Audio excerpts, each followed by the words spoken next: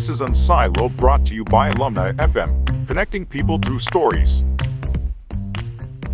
Hi, welcome to Unsiloed. This is Greg LeBlanc, and I'm here with Roger Martin, who is an emeritus professor of strategy at the Rotman School, University of Toronto, and also the former dean of the Rotman School, and the author of numerous books, most recently this one right here, When More is Not Better, Overcoming America's Obsession with Economic Efficiency, but also a whole host of other books, some of which I have right here, including Playing to Win, which he co-authored with A.G. Lafley, The Opposable Mind. We're going way back into the archives here. The Opposable Mind, How Successful Leaders Win Through Integrative Thinking, and of course, The Design of Business, Why Design Thinking is the Next Competitive Advantage. Of course, that was very prescient, very timely. I think this was 2008, maybe 2009, 2009. So yeah.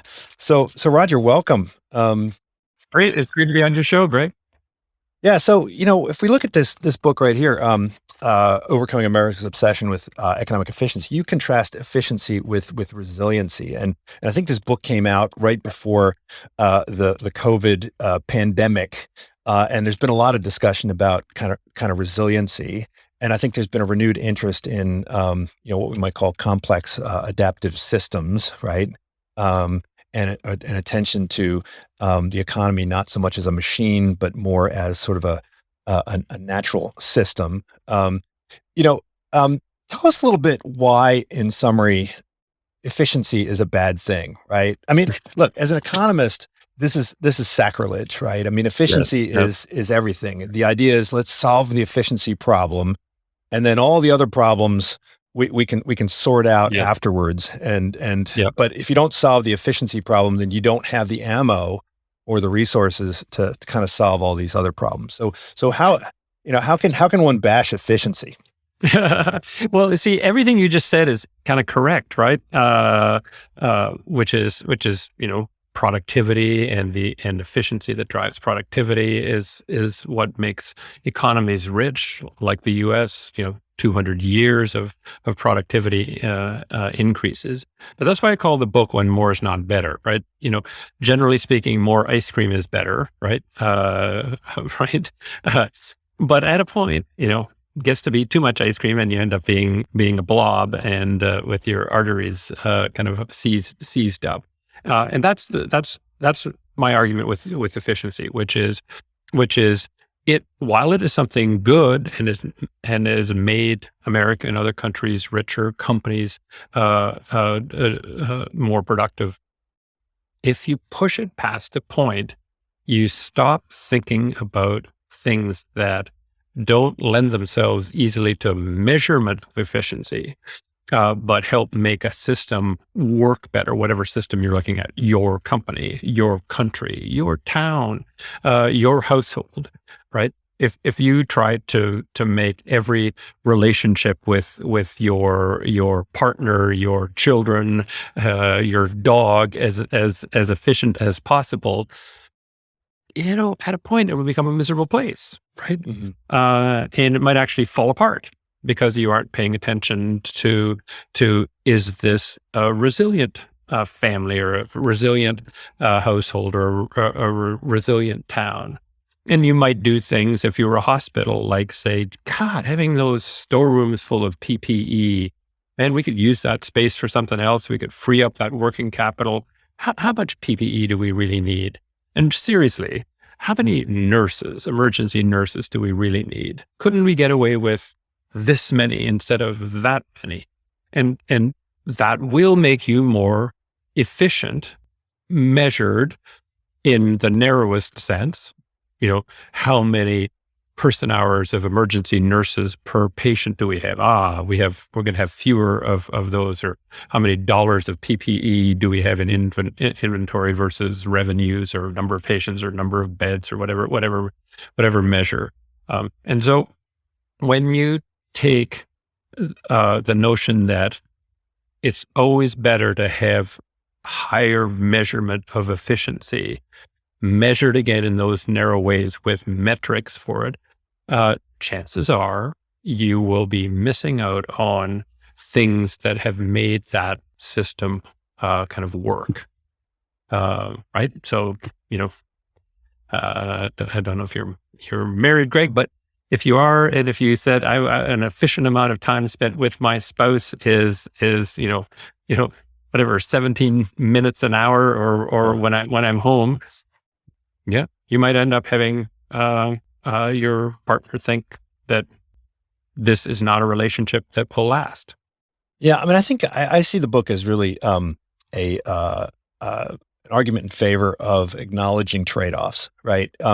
And of course, economists are actually pretty good at this if they do it right. And in our strategy classes, I'm sure your strategy class like mine, the right answer to every question is it depends. And you have a whole chapter in one of your books about how the educational system is not geared towards teaching people that that's the right answer, right? We push towards certainty, and so in arguing in favor of trade-offs, you're arguing that this narrow conception of efficiency ultimately comes at the expense of other goals and objectives that we might have, and you lay out a whole bunch of different kind of trade-offs. So isn't this really just an argument for or at least an argument against what we might think of as intermediate objectives, or partial objectives, or using the wrong metrics, or Yes. you talk about proxies, right? So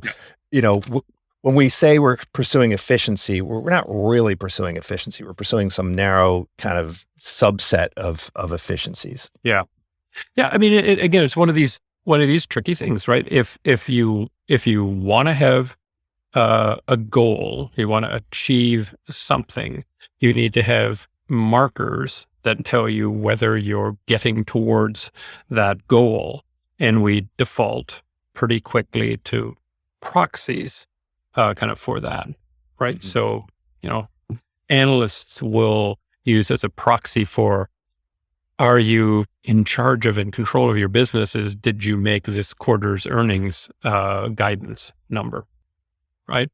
That's their proxy. It's not actually whether you're in control or not, but it's a proxy for that.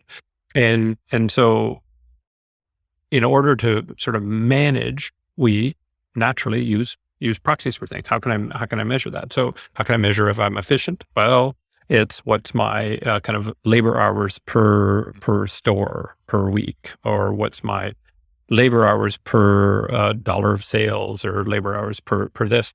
And I just make the argument in the book is just remember their proxies, right? It's back to the map is not the territory, right? The map is a proxy for the territory. If it's a topographical map, it'll have hills, mountains, streams, etc. If it's a road map, it'll have roads. It's not the territory. It's your best proxy for it. And so I don't say don't use proxies. I'm just saying use them understanding that they're a proxy. And kind of I think having conflictual goals is a good thing. Like I think even though I'm not sure they really understood the importance of this Kaplan and the balanced scorecard, I think had a good insight. He didn't say in particular make them contradictory, but it feels to me as though companies that have internally contradictory goals actually will end up managing the naturally complex adaptive system that they are better than the ones that have unitary goals. So I think Southwest Airlines is a great airline in part because they say, here's the deal. We would like to be the lowest cost, highest customer satisfaction, highest employee satisfaction, and most profitable airline in America. And you say, Herb, give me a break. You can't do those things. You can't do those things, right? They're complete. How can you be low cost and highest employee satisfaction? And it's a reasonable question. And the answer Well, is, particularly if you're a strategy professor, right? Because I mean, isn't when in strategy is supposedly about integrating all these different things, right? yeah, You have all these different silos. They all have incommensurate objectives, yeah, right? One's a cost center, one's a revenue center, yeah. and as a strategist, you're like, hey, what is the meta integration function that I'm supposed to be thinking Well, about, right? which you are not taught at business school, but we can talk about that later. But in the case of Southwest, when you put out those, you have to be more clever. So you say, okay, so how are we going to get employees to have high satisfaction? How's about we pay them a lot and give them great working conditions? Ooh, that's a bit of a problem for being low cost. No, well, here's an idea. Why don't we set up a system where we don't need as many employee hours because we don't do a bunch of kind of silly things? So how about having one kind of plane? So you don't have to move the gates around from a 737 gate to a 767 setting to a 787 setting. The gates just sit there, and you don't need anybody moving them. And how about we say we're going to pay you more than anybody else, but you have to be flexible. We can't have light bulb screwing in employees and wheelchair pushing employees. You're all going to be Southwest people, and you're going to move around and do a lot of things. Because, by the way, actually, that makes you happier than doing just one thing all of your life. So you come into doing a bunch of things more cleverly to be able to figure out how to get beyond what might be the simple, obvious trade-off. And so I think what that is it's simply embracing the notion that this is a fairly complex system, and there are different ways you can manage it. There's not just one way. There's not one optimum. You can't optimize the Amazon jungle, right? You can do things that screw it up, right? Yeah. By doing kind of extreme things like chopping down a whole bunch of it, or burning down a whole bunch of it. But optimizing is not what you don't maximize the Amazon. You try to manage it in a sensible way that takes into account a lot of things. So I think your mentor Michael Porter came up with this term "stuck in the middle," right? And this is alleged. This is what happens when companies have inconsistent objectives, right? And that's some place you don't want to be. So how can you realistically in practice kind of have a whole bunch of different objectives and pursue them all kind of simultaneously? Is this where the art of strategy pops in as opposed to the kind of science of strategy? Well, or is this just a different kind of science? There is no science of strategy. It is an art, but I guess I'd put it back to you. So you think Southwest is stuck in the middle? No, I'm I mean, I think there is some kind of integration function. It's just maybe it's hard to articulate, but they have presumably some sense of what you're saying is that you can minimize the trade-offs by making certain types of choices, right? So or at least go beyond the trade-offs is I guess the way I think about it. I mean that's my now ancient The Opposable Mind, which I wrote 14 years ago. I said, if the trade-off is between a day on the beach and a kick in the groin, like don't obsess over what's the right answer, right? Just do it. But if you're in a situation where it appears to be between something I sort of like but don't really like, and something else I sort of like and don't really like Izzy Sharp, founder of Four Seasons. My first lodging property was a small roadside motel, if you can believe it. The Four Seasons Motor Inn, $15 a night. And my then I did another thing, and then my third one was a big city center convention hotel. And I liked some things about the roadside motel, and I liked some things about the city center hotel, but I didn't really like both of them, and all of my funders and the banks and everything said, you're either going to be in little motels like, Motel 6 and La Quinta and Holiday Inn in its day, or you're going to be like Hyatt and Westin, etc. Choose Izzy. And Izzy said, yeah, I'm just not happy with either of those choices. And he came up with what is now the most successful luxury hotel chain model on the face of the planet. It has been for 50 years. For all of those people who say strategy can't last, they've only been on top for 50 years now, only, with nobody kind of approaching them. And it's because he said, that's a choice I won't make. That's a trade-off I won't make. And that is my advice to managers is it should be, when you see a trade-off that you think of as really unpleasant or you don't like either, it's the signal that if you're going to be great, you have to come up with something unique, a different way to approach the question to be able to come up with a better solution. And that they do not teach in strategy.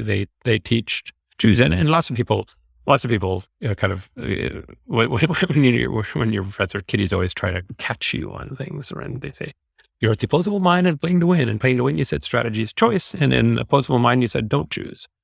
And I say, well, that's not exactly what the opposable mind says. And after you've read it, come back and talk to me about that. But what I said is Izzy Sharp chose. I can do the choice cascade for him, is where to play, how to win, extremely choiceful capabilities, management systems, extremely choiceful. They were just choices he wanted to make, not choices he hated making.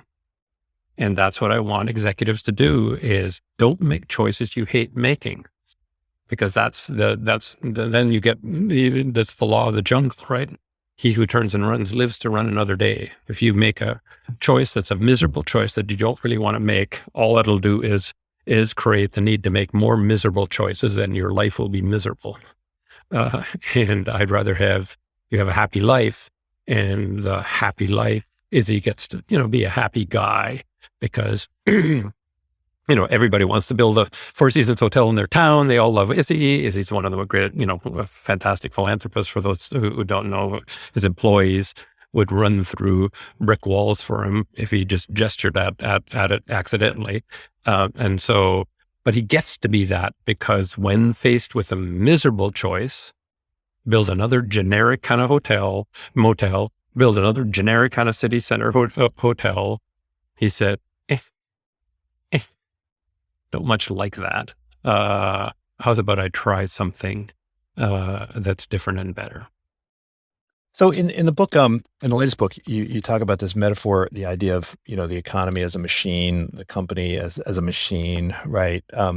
And how this is sort of a harmful metaphor. So first we could talk about kind of the importance of metaphor and models, right? In academia, we all, everything's a model, right? I mean, and I would argue that the problem is not with necessarily using models, but, you would agree with me, it's not, you have to use models. It's really about, developing a fluidity with models, a versatility with models, the ability to kind of model switch kind of on the fly where necessary. But this model of the machine that you talk about, and you talk Adam Smith all the way through Frederick Taylor, and they're obviously nuanced theorists, but the idea that individuals can be seen as parts in a machine. Roles can be seen as parts in a machine.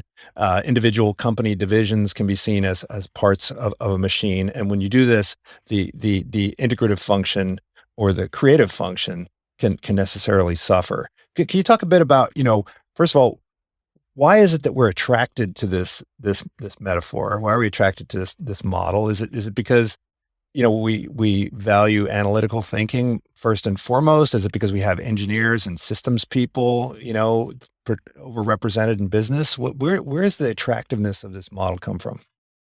Well, it pretty much comes from the takeover of science into territories that doesn't belong, which is an inflammatory thing to say, right? And Is it science or is it a particular type of science? Because I think you're advocating complex adaptive systems. This is a branch of science that you're trying to yeah, promote more. yeah, it is. I mean, it's just the fundamental, and the folks that deal in complex adaptive systems have an understanding, I think, of this implicit or explicit. But this goes right back to Aristotle, right? Aristotle was the world's first scientist. So 2,500 years ago, Analytica Posteriora, his great book on that essentially was the fundamentals of the scientific method. It was formalized 2,000 years later in the scientific revolution by Bacon, Newton, Descartes, Galileo, depending on what country you like best. But he laid out science, and the interesting thing that he did that has been completely ignored. So anybody who learns about the history of science, reads Analytica Posteriora, learns about the scientific method, gets told that you should make decisions based on science, right? And the guy who invented science, Aristotle, pointed out that you have to be a little bit careful because there are two parts of the world. There's a part of the world where things cannot be other than they are. And I always say, I use this to illustrate it. If I let go of this pen, what is going to happen? Right? It's going to fall.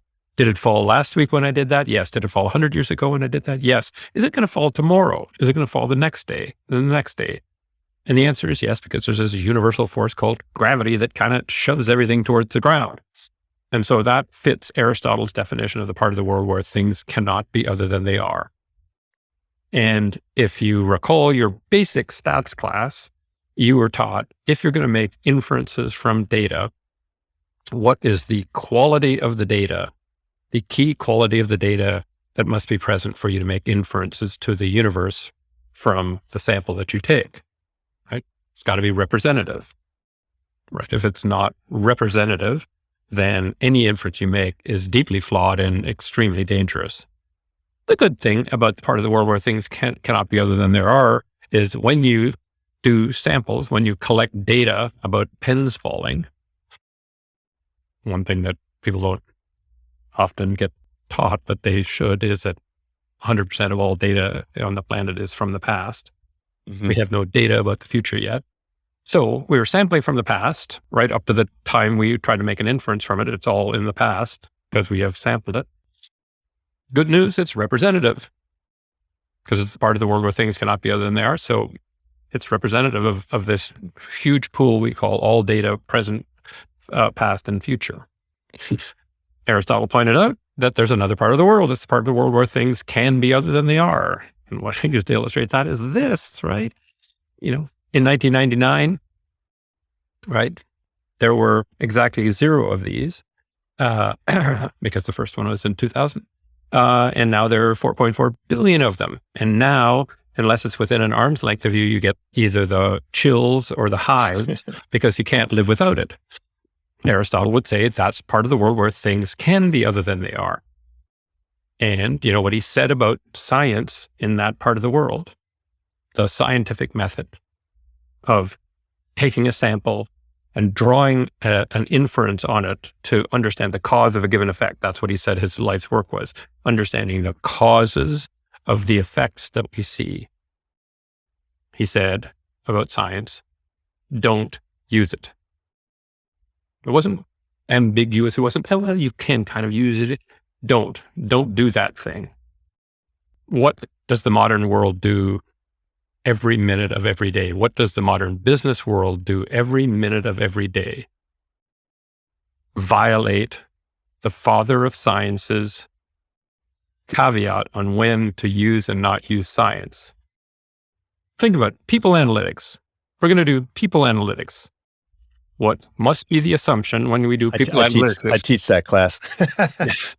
People analytics, the assumption is that people cannot possibly change. Really? That's something we know about people, that they never, ever, ever change. Everything they did in the past is completely predictive of everything they'll do in the future, and they're impervious to change. So people who didn't have one of these in 1999 cannot modify their lives to act differently thereafter. It's insanity. So my problem with science is the grotesque overreach of science into territories where the father of science warned us with clear warning. Why not to use it? It's because the scientific method doesn't work. It doesn't work in that field.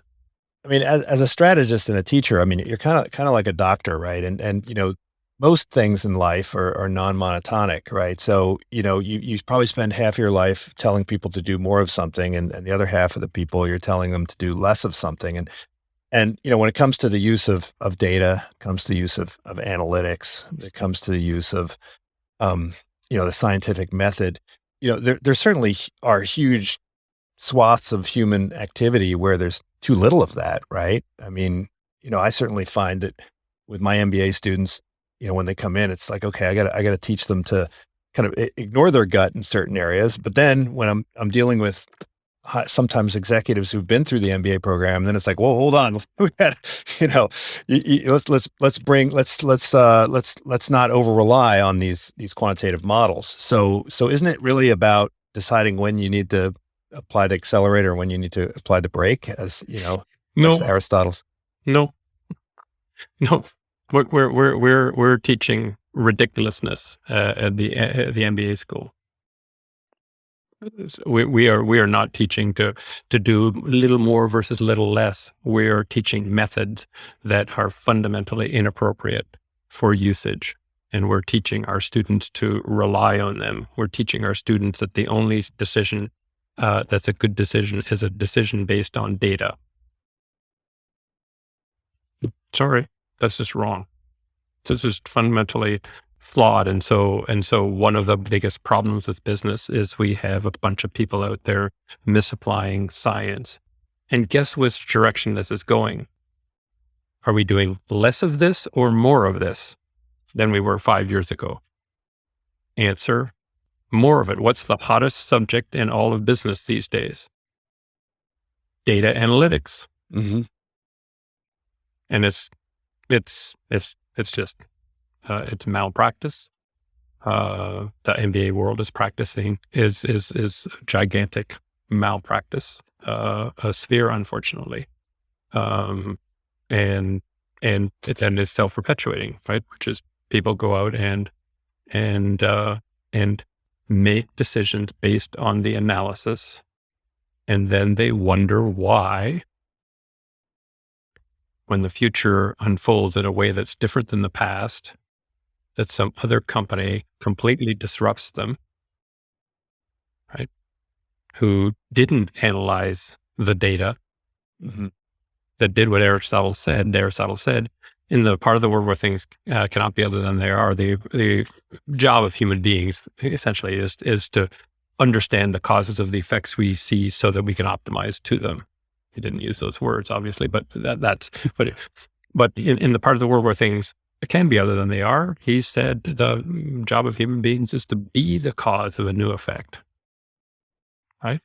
And in this book, the Design of Business, I think you do a pretty good. You really articulate this idea, right, where you talk about the different styles of reasoning, different ways that we can understand things, and but in that story, you do emphasize that there are these kind of sequences or trade-offs, right? And that there's different approaches depending on the maturity level of the business, right? So at the when you're at the early stages and where you're engaging in some imaginative process, right? That's before you convert it into the algorithm, right? But ultimately, you're, at least my understanding was that your goal was to ultimately convert this inspiration into some kind of algorithm so that you could, systematize, rinse, wash, repeat, have management systems in place that enable you to exploit, right? correct. And I also point out that one of the reasons for doing that is to give yourself the resources, to free up the resources. Because as you move through what I call in the book, the knowledge funnel, from a mystery to a heuristic to an algorithm to, in the modern era, software, code, is you free up resources because you get ever more efficient to explore the next mystery. because if you don't do that as an organization, you will die, full stop. And most organizations think that they're done when they have gotten it to an algorithm. No, you have in some sense sealed your own death warrant if you don't figure out, because again, the right way I would argue to think about knowledge is we don't build knowledge, we subtract to get knowledge. When something is a mystery, you don't know even how to think about it. So you've got to think about everything and all possibilities. And whether it's a heuristic, you say, no, you pay attention to these 5 things and they kind of relate to each other this way. And when it's an algorithm, it's A plus 2x plus 3c equals 12. And you've got yourself an algorithm. What's happened is you've left everything out other than those things. And that'll be only good, right? As long as the environment doesn't change at all. And the environment does change. And so you've got to be asking yourself the question, what's the next mystery we solved? And unless companies sort of think explicitly about that, they become one generation companies. They've got one great product that they've that they've exploited to the maximum. And then when other people have figured out all the ways around them doing different things, they die. So, I mean, you referenced Windows at one point, right? Yeah. If you measured market share, Windows still has whatever it is, 85 or 90% market share of PCs, right? But if you ask the question, what's the real more important measure of market share? I would argue that the most important measure of market share is number of hours, percentage of the hours spent looking at a smart screen. And if you ask what's Microsoft's share of that, it's getting tinier and tinier and tinier, right? Because we're spending more time looking at this particular smart screen, right? By far, and things that look like iPads, tablets, etc. And last time I checked, Microsoft's market share of operating systems for this was, I think, 0.2 of 1%, and I think it's slightly around 1% for tablets. And so what's happening as they ruthlessly exploit PC operating systems, Windows, giving you an experience that you're going to take whether you like it or not, while other people have said, let them have that. We're gonna dominate something else that's going to replace that over time. And that's the problem of exploitation without exploration. Yeah, you referenced Jim March's distinction between those two. March is one of my favorite thinkers of all time. Drucker, March, Aristotle, Dewey, and I think there are a lot of management theorists, strategists that are talking a lot about this. And I mean, I think most people would agree that companies are over-investing in exploitation, right, in today's world, because with the pace of change that we have in the external environment. But why is that? There's got to be does it really boil down to the models that we carry around in our heads? Is there a reward system or a reward structure that's provided by external stakeholders that kind of reinforces this? Or is this just, the way in which we teach our managers in business schools, right? What is it that's driving this? I mean, one would think in a complex adaptive system, ultimately those organisms that are, devoting too much to exploitation, they go out of business. And the ones that, survive, they presumably learn the lesson. They look over there and say, well, look, why did that one die? Like, I want to make sure that doesn't happen to me. But it seems like, companies that once they get on the map, they tend to drift into, overinvestment and exploitation. So what's really the root cause of this? Well, it's a little bit of all of the above that you mentioned. So one, I think the data is pretty clear that the result of exploitation is the shorter and shorter lifespan of companies. I mean, the data, I think, is pretty clear that the lifespan of companies is shortening. Also, the lifespan of senior executives, especially CEOs, is shortening. And as March points out, the rewards to exploration are typically not as proximate and not as obvious and not as easy to measure. So if you're a company that has got a CEO that knows they're only going to be there for 3 years, you ask the question, should they embark in some new exploration activities? Chances are they'll say no.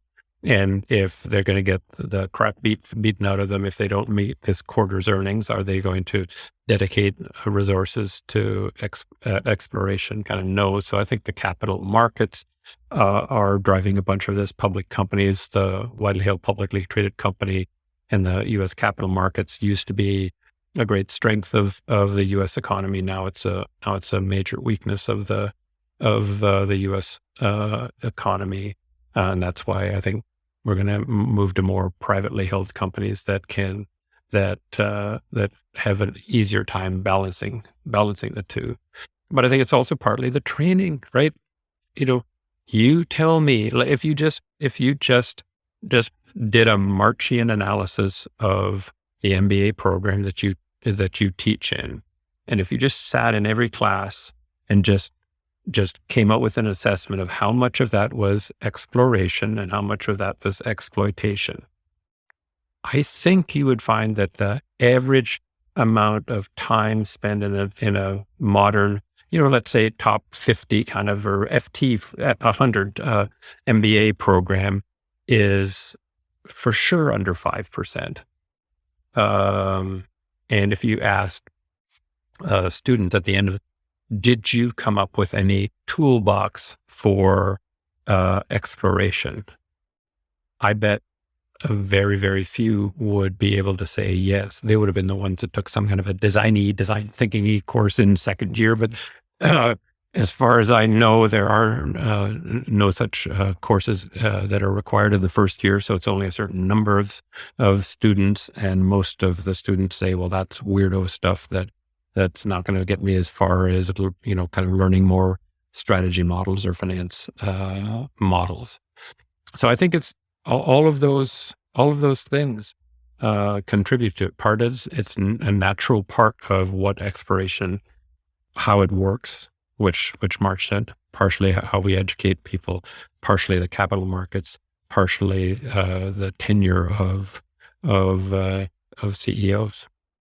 So I want to get into this business education, obviously something I'm very interested in. And, I think I think it was in Design of Business, you talk about how siloed education is, right? And how, the different departments don't always talk to each other. And presumably this is also driven by metrics, right? You want to evaluate academics, you got to figure out, whether to reward them and give them tenure. So you need these well-defined, KPIs, right? And so we necessarily cut them up into departments or specialist areas, and then we unleash them on the students. And then I think you argue that there isn't really a good integrative function that allows them to put it all together. And this was supposed to be what I think business policy classes, they used to call them, were supposed to do. And then that evolved into strategy, and then strategy kind of became its own silo. And so, this seems to be a separate issue from the idea of turning people into noticers, right? So there's the idea of like, how do you integrate into some single function, understand trade-offs? But then even if you did that well, that you could do that for exploitation, or you could do that for exploration. So is this an orthogonal issue, or is this sort of the same issue? I mean, I guess it's partially orthogonal in the way you ended it up, but I think it mainly contributes to the exploitation mode. I mean, the reason for dividing dividing business world into silos is in some sense for exploitation, right? It's to understand a narrow field as we've defined it better and better and better. Not to do things like explore how that field may relate to other fields, how that field may be not a good definition of a field, or any of those things. It's exploitation oriented and for convenience of exploitation. So and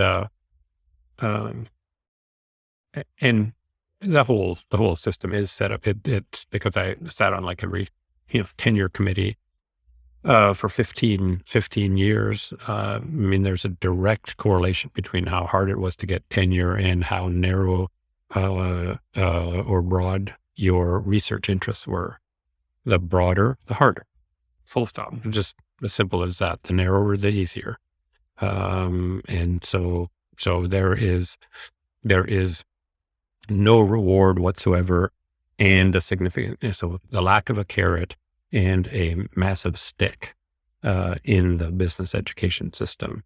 And it's funny you mentioned business policy because I went, for better or for worse, I went to Harvard Business School and I took business policy.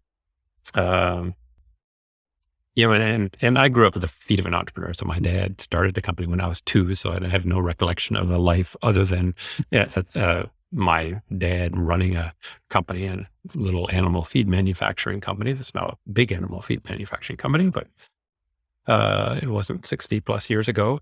And so I saw him as the integrative function, right? He just was, and that was my conception of a business person.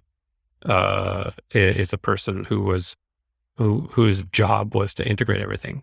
And so I get to Harvard Business School and everything's chopped into these narrow silos. And I'm like, okay, it's not the way I remember it, but okay, I'll go with this, because there's this beautiful thing called business policy sitting out at the end of the rainbow, and I will get business policy and then I will learn something that my dad hasn't already taught me.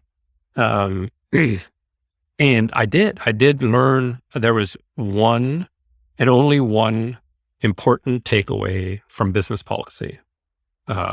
Business policy course left with no doubt in the minds of the students that it is better, if you're a senior manager in a general management position, to make smart choices than stupid choices. That was it. I was absolutely sure by the end of the course, because they would show a person making a choice that turned out to be smart, and we'd essentially applaud that, and then we'd have another case on a choice that was certainly stupid, and we'd say, boo, that's bad.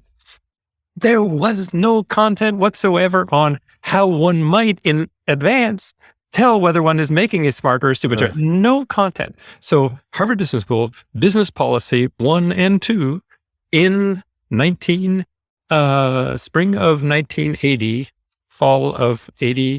spring and fall of 1980, had zero useful content, not one iota of useful content. And from what I can tell, kind of on that front, very little has changed since. And that's why on stuff that's important to business, I learned, I don't know, somewhere between 1 and 2 orders of magnitude more from sitting across the kitchen table from my father, who, by the way, has only high school education, never went to college, became an entrepreneur after high school. And it's just not even close. It's not a fair comparison. Harvard Business School or Lloyd Milton Martin, no comparison. And that's because you focused on the integrative function that you refer to. Well, I mean, can we teach this? I mean, maybe this is a fool's errand, absolutely. right? I mean, is it something we can formalize? I mean, you talk about your role as a consultant, and when you were a consultant, you viewed yourself in many ways as a teacher, and you would go into companies, and I think you describe how in the early days of your consulting career, you would just kind of serve up solutions, and then you realized that you couldn't really do that. You had to actually teach them to kind of make better decisions going forward. And you gradually kind of learned how to do this, but can you do this through formal instruction, or is this something that is, requires more, experiential learning? Well, I mean, I guess I'd say it's a little bit of a combination. The answer is yes. It's like, absolutely. It's just, you have to make study of it. You have to understand what it is and what it entails. And when you've got nobody studying that at all, you're certainly not going to be able to teach it. And business education is set up in the very lazy way education tends to be set up, which is like in the in the business world. I don't want to make this in the real world, but there is it in the business world, right? If you offer the same thing in 2022, right, as you offered in 2021 for the same price, you may survive. If you try and offer it at a 3% or 4% higher price, I mean, you'll be toast. So you have to, the only way that you survive is that you cost reduce what you're doing now to set aside that cash to invest in doing better things, doing what you're doing better, doing a new thing, whatever. And through that cycle of time, as your productivity marches down 3 or 4% a year, you get to do kind of new things, right? What education tends to do, from what I can tell now that I've been in it for as long as I have, is say, I'm allocated this fixed amount and I will just fill it up with what I'm doing now. Mm-hmm. So I've got this many hours of finance 1, and I'm just going to keep doing that because it's the easiest thing to do.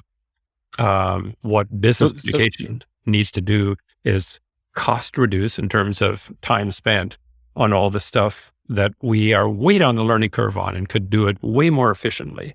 We don't have to have them sitting in class doing stuff that we can get them to do in easier, quicker, faster ways to free up the curriculum for the integrative stuff. And there is no good reason why you couldn't teach what you teach now in business education. It'll take 2 or 3 years to do it, to teach that in 50% of the time, and then create 50% of new space for the integrative function. I do believe that would have to, you'd want to have sort of more sort of case real world kind of experience in it, but that doesn't mean it can't be formal. I mean, that's what I do for a living. I teach people how to make integrative decisions, and it's totally doable. I have a methodology for doing it, for a set of tools for doing it. It's not like it's undoable. It's just nobody wants to do it in that world. Nobody. I was the only one in my time who really wanted to do that. And it was the hardest thing possible to do.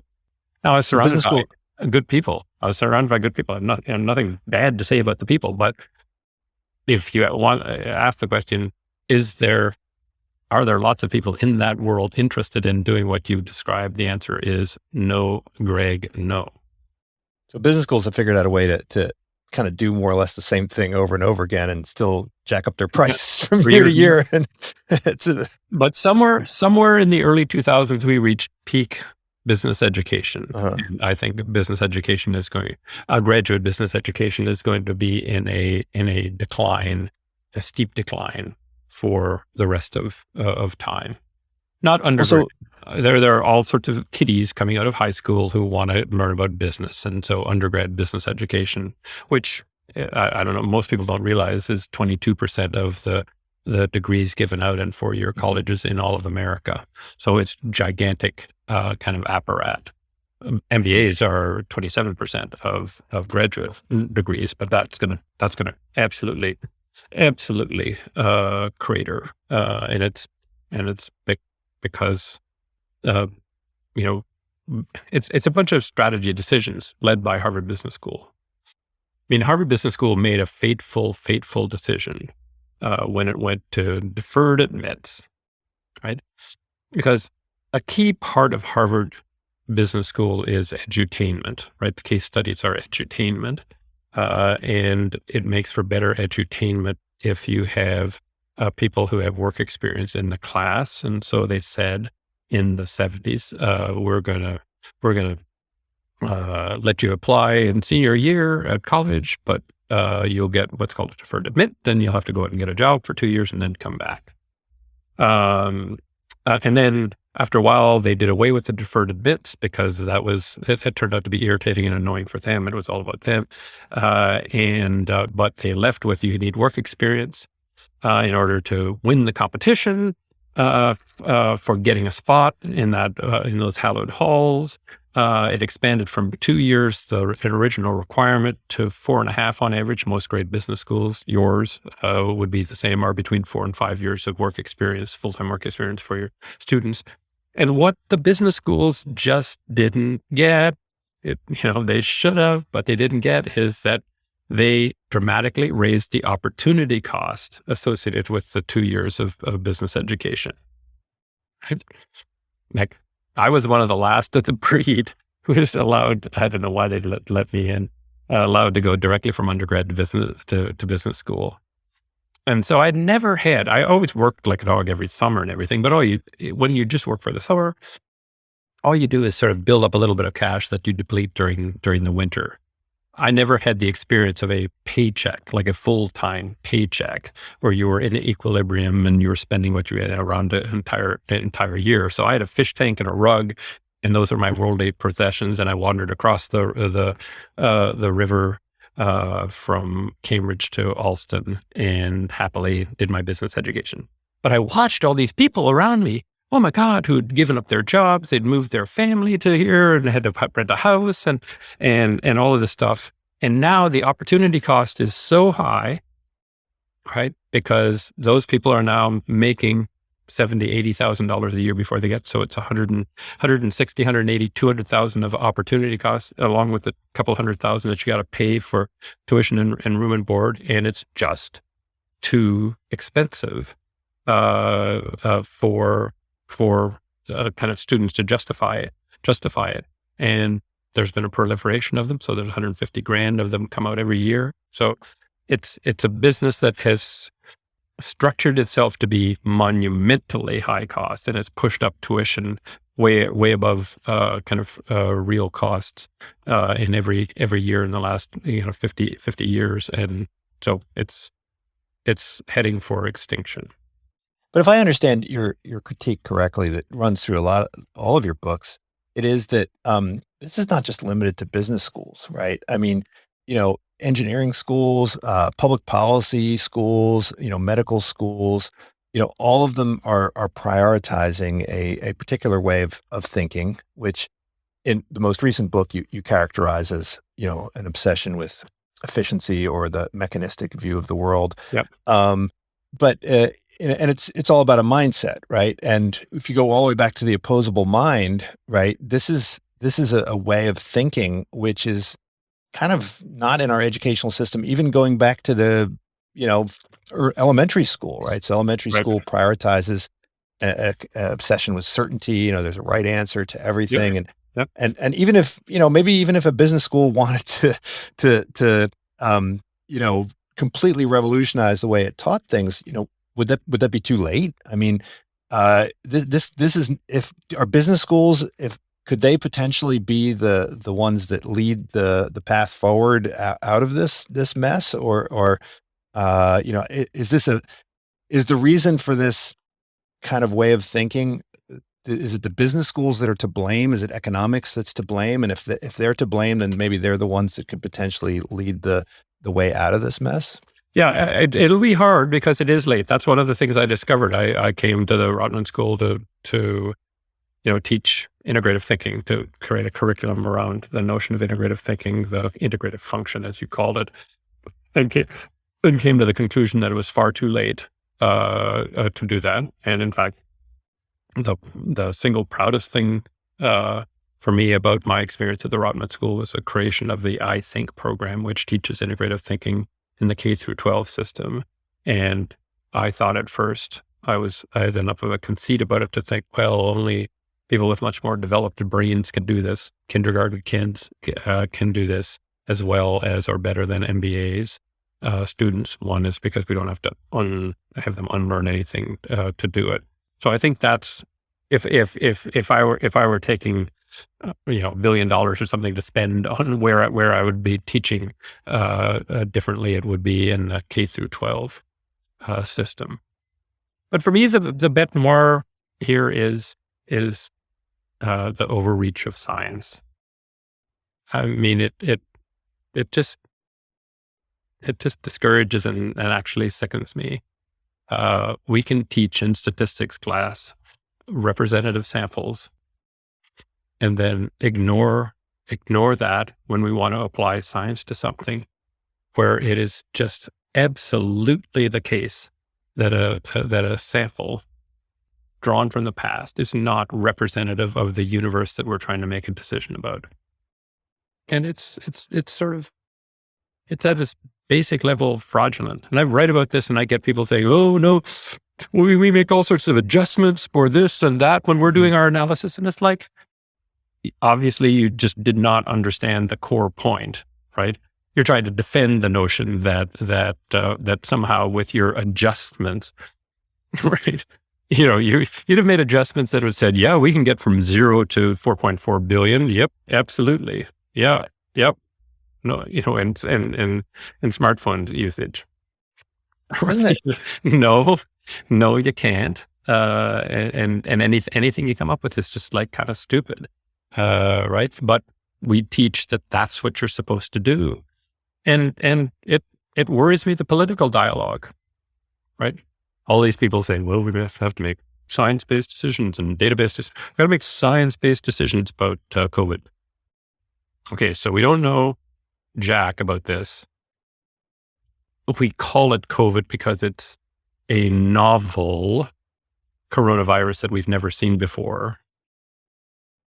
And we're going to make our decisions based on data. Right. Yeah.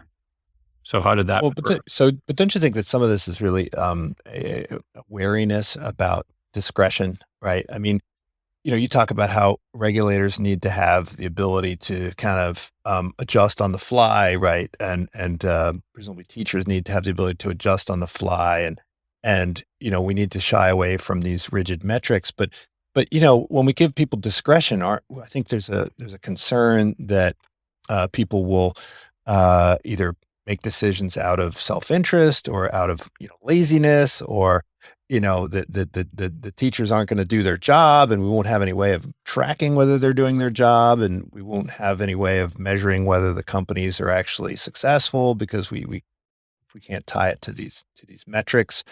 And if we allow people to sort of hire based on things other than these objective metrics, they're going to be racist, and they're going to be sexist, and they're going to be exercising homophily, right? So particularly in America, where we were very concerned about, whether it's due process or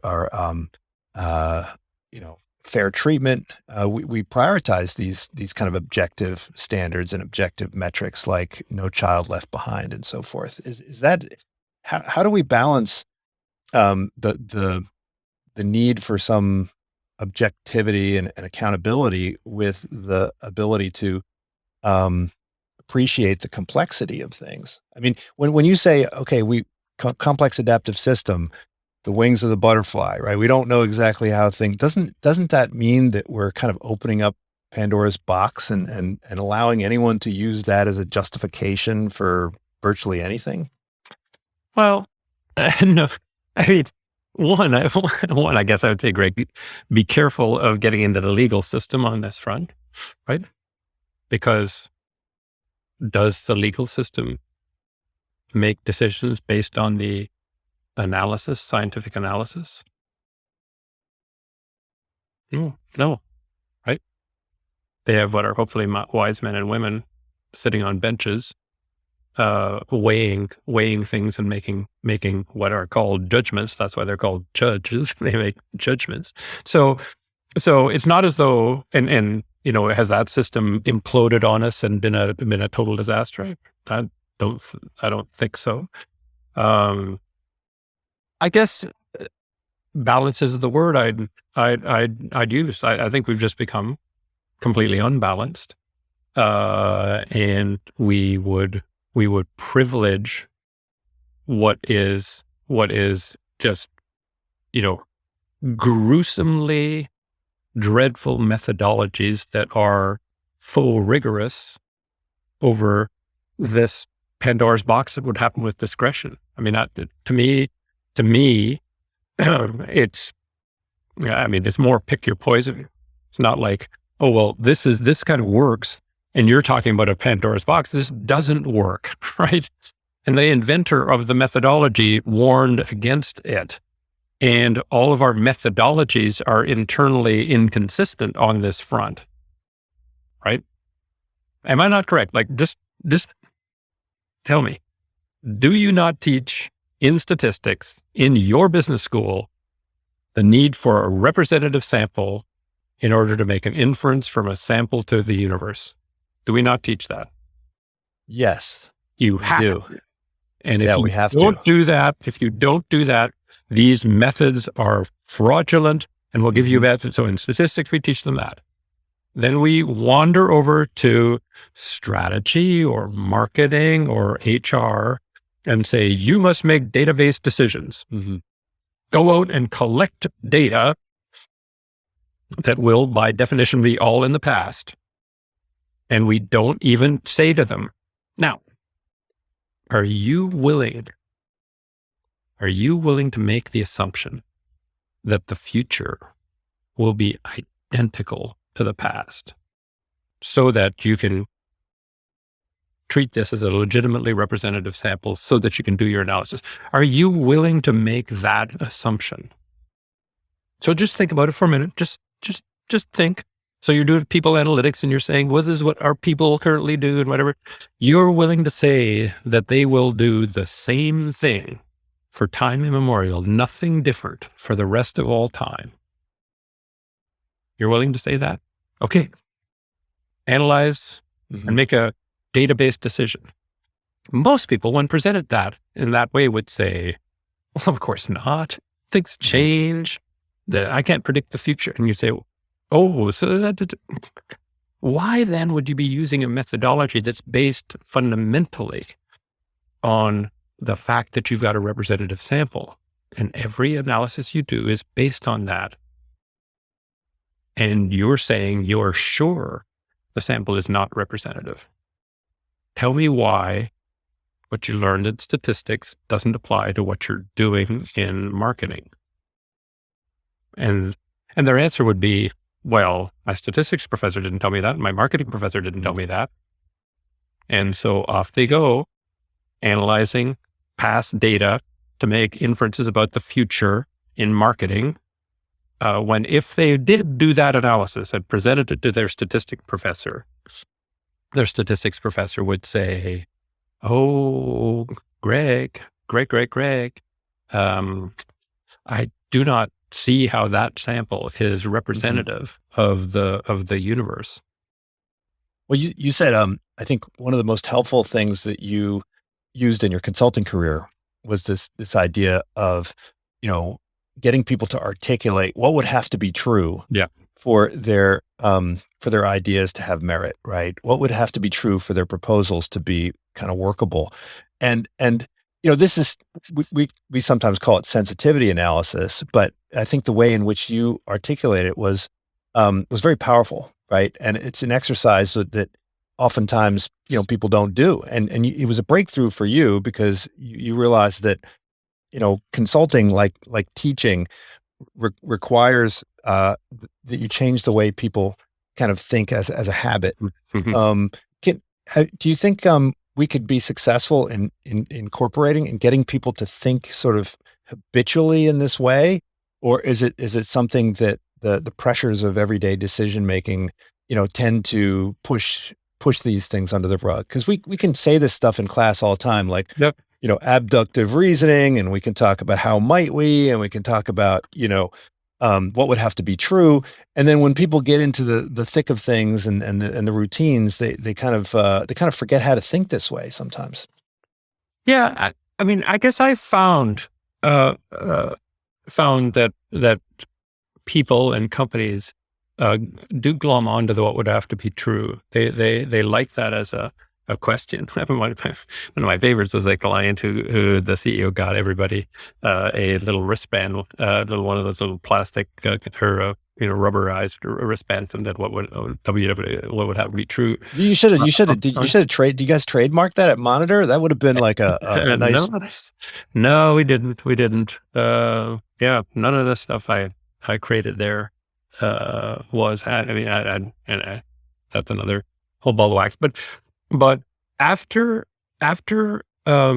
people get taught it, it does a lot for a lot of people. It does become natural, because it's sort of a you kind of a fun little check, and what sort of the world of design and design thinking has done for me is I've come more to believe and understand, and Aristotle would like it, is that the job in strategy is to make things that would have to be true that aren't true now true. Right. And so the greatest strategies in the world make something true that isn't now. Arguably, that was Steve Jobs' kind of thing in life, right? Right. If you ask the question, what would have to be true? People pay 3 times as much for a little white, MP3 player with a little wheelie on it. No. If you ask them, they would say, no chance in the world. But he made it true, and he made a whole lot of things true that weren't, and that I think is the job of a business strategist, a creative business person. It's what entrepreneurs do. And that's why people say to entrepreneurs, that's a stupid idea. It'll never work, because they're looking at the data, and the data would say that is currently a stupid idea, and it if we just did things the way we did now, it currently wouldn't work. But the entrepreneur goes and figures out a way to make it work. And what would have to be true has this great utility in guiding you to the 1 or 2 things that you would have to invest in an extreme way to make something true. Because if you just said, I'm going to invest in everything, you're probably not invest enough in those couple of things that would have to be true that aren't true now. So it has the utility on that front. But its most useful utility, by the way, Greg, is just in forestalling destructive argumentation. Mm-hmm. Because if you spend your time asking the question, what is true? People will voice their opinions very aggressively and loud. That is, that isn't, that is, that isn't, that is, that isn't, and they'll just fight. And so if you and I saw something completely differently, if we were asked what is true, we would fight. But if a good facilitator asks you, Greg, what would have to be true for this to be a good idea? And even did it in a separate room, and what took me to a separate room and said what would have to be true, or what would have to be true may be exactly the same. You just think one thing is true, and I think that thing is not true.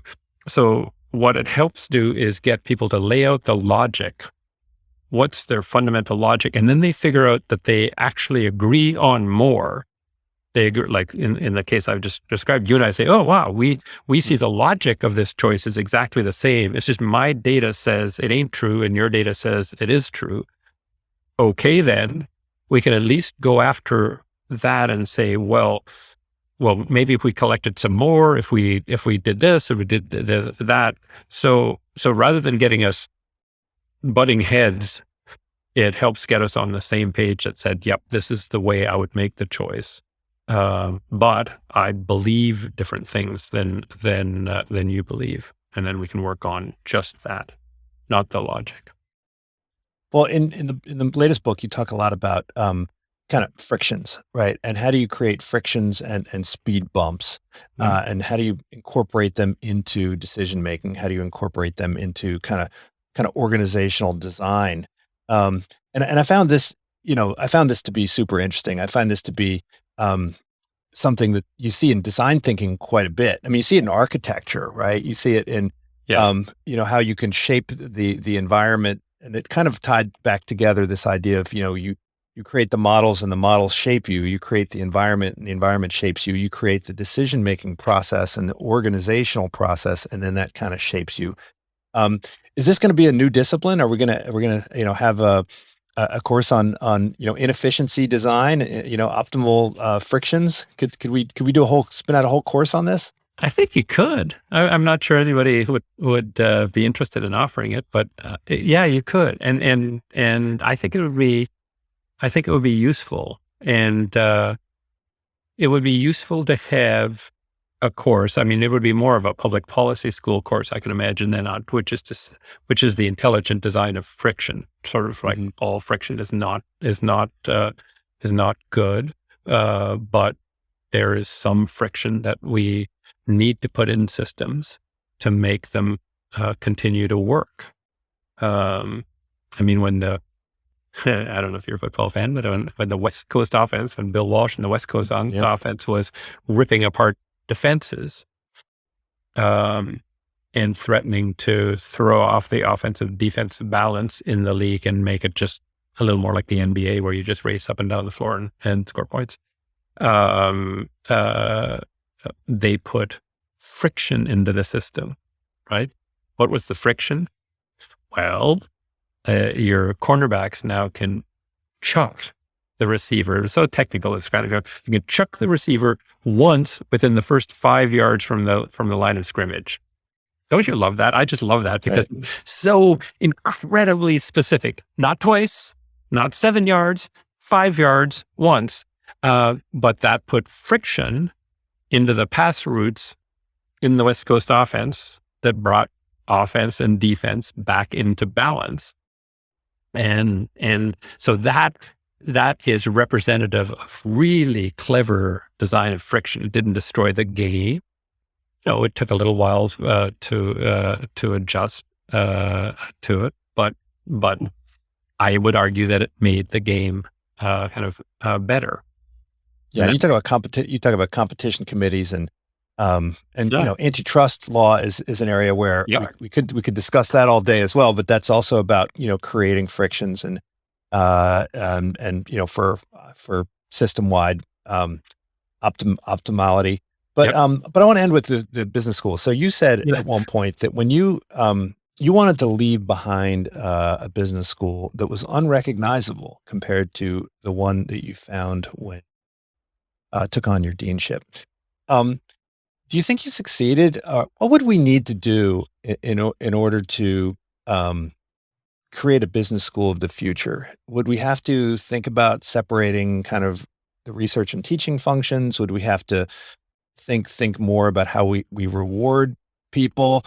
I know in the book you mentioned that we have a system where the specialized cogs don't get rewarded and the integrators get rewarded. But I tend to see it the other way around. I mean, I think that specialists, at least in the professions, are rewarded, and the kind of integrators are often kind of undercompensated. Certainly in medicine, the general practitioners are not rewarded, and in academia, the generalists are generally not rewarded. So. What would we need to do to kind of make business schools the shining light of creating these folks who can engage in integrative thinking? Yeah, it's a good question. I guess I came to the conclusion after 15 years of working at it that the business education is impervious to integrative thinking, and so I think the answer would have to come on the outside. I mean, it's interesting, the Drucker Center at Claremont, I'm sort of friendly with them, and they invite me to various conferences. There was one conference on sort of imagining the future of business education. And you had to come up with what would your model be? And mine was it was something I sort of fancifully called not the MBA, and to say that you would say, go do an MBA, because you need those 3 letters, and those letters are so ensconced in the infrastructure of American and global business. But this is looking at American business, and so just go do that, get out of the way. Maybe go to the University of Phoenix and get it done, or Southern New Hampshire University, just get the 3 letters and get the basic stuff. And then you would set it up as a program you take after your MBA, and it would be 100% integrative, kind of themed stuff. And I felt you could do in a fall or a spring, kind of like a 12-week program. I could take somebody in a 12-week program, and with the help of a bunch of other professorial friends that I'd bring in, interesting enough, kind of mainly, if not exclusively, non-tenure stream types. You could teach them to be a general manager.